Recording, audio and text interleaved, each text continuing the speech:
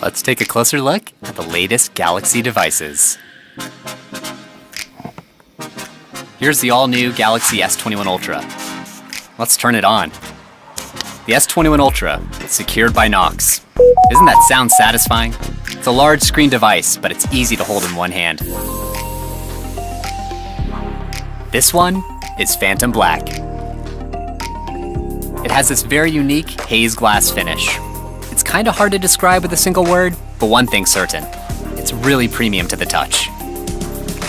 The contour cut camera housing wraps around the side to become one with the frame. You won't find this on any other device.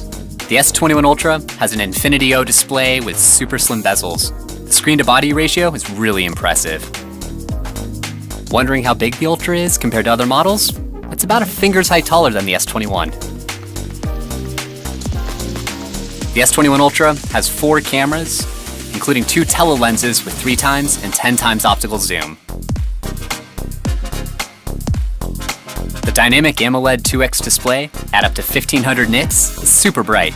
Just look at the contrast compared to the S20 Ultra.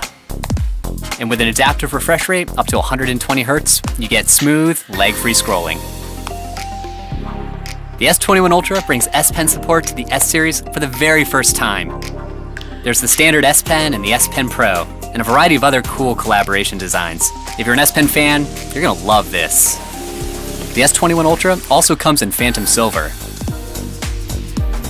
And then there are 3 custom color models that come with a specially designed camera housing. Up close, this housing has a micro-engraved texture. It kind of looks like a carbon fiber weave, but it's something you've never experienced before.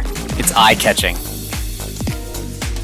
The Ultra line is synonymous with the best of the best in the Galaxy lineup, and the S21 Ultra doesn't disappoint. This was a first up-close look at the Galaxy S21 Ultra.